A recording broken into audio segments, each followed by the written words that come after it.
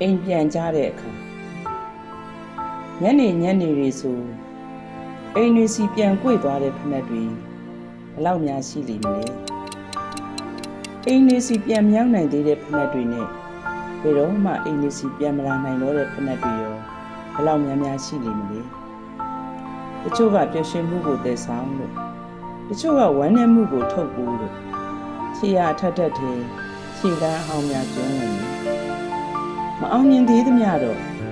ကြာရှုံးခြင်းဟာအရေးတစ်ခုလိုရေလိုက်ငါးလိုက်ကပ်ပါနေဦးလူကအိမ်ရဲ့အဝေးမှာရောက်နေပြီးစိတ်ကအိမ်ကိုရောက်နေတဲ့အခါဒီကဘာဟာပျော်ရွှင်ကြည်နူးဖို့မကောင်းတော့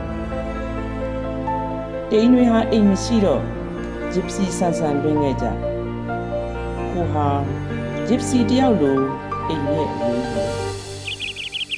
တိန်တွေတလိမ့်လွင့်နေတာမြင်တိုင်းအိမ်လေးစီတရိပ်ပြန်ပြေးနေတဲ့စိတ်တွေနဲ့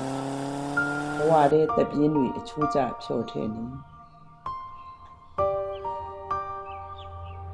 အိမ်လေးကပြန်ကန်းနေတယ်ကိုပနတ်မှာနောက်ပြန်လှည့်နိုင်တဲ့ခလုံးမပါခဲ့